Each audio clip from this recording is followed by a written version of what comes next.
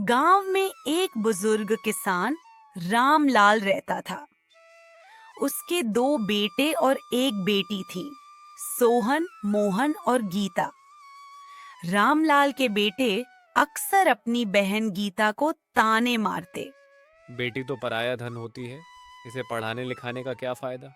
लेकिन रामलाल हमेशा कहता, बेटी धन की पेटी होती है। इसे भी उतना ही प्यार और सम्मान मिलना चाहिए जितना बेटों को। गीता बचपन से ही तेज दिमाग की थी। वह पढ़ाई में अव्वल थी, लेकिन घर के कामों में भी निपुण थी। रामलाल ने समाज की परवाह किए बिना अपनी बेटी को खूब पढ़ाया। उसने अपनी बेटी को हर वह मौका दिया जो उसके बेटों को मिला। हालांकि गांव में बहुत से लोग रामलाल को ताने देते, बेटियों को पढ़ाने से क्या फायदा? आखिर शादी के बाद पराए घर चली जाएगी। लेकिन रामलाल चुपचाप अपने फैसले पर अडिग रहा। समय बीता और गीता ने पढ़ाई पूरी कर ली।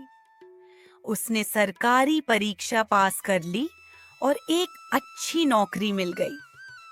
उधर रामलाल के बेटे खेती में लगे रहे, लेकिन वे ज्यादा मेहनती नहीं थे। वे आराम तलब और आलसी हो गए थे। धीरे धीरे उनकी फसलें खराब होने लगीं और उन पर कर्ज बढ़ने लगा। कुछ ही वर्षों में रामलाल के बेटे कर्ज में डूब गए। उनकी गलत आदतों की वजह से घर की हालत खराब हो गई।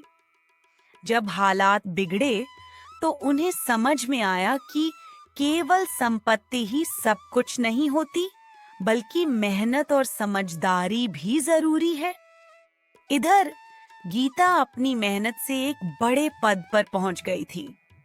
जब उसे पिता और भाइयों की परेशानी का पता चला, तो वह तुरंत गांव आई। उसने न केवल पिता का कर्ज चुकाया, बल्कि अपने भाइयों को भी संभालने की कोशिश की। गीता ने उन्हें समझाया कि मेहनत और ईमानदारी से ही जीवन सफल होता है। रामलाल की आंखों में आंसू थे। उन्होंने गर्व से कहा, देखा बेटा, मैंने कहा था ना कि बेटी धन की पेटी होती है। बेटियां कोई बोझ नहीं होती, बल्कि सही परवरिश और शिक्षा से वे घर परिवार को संवारने वाली बनती हैं। रामलाल के बेटे अब समझ चुके थे कि उनकी सोच गलत थी।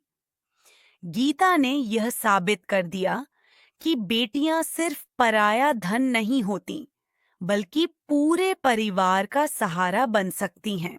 इस कहानी से हमें यही सीख मिलती है कि बेटियों को बोझ समझने के बजाय उन्हें समान अवसर देना चाहिए।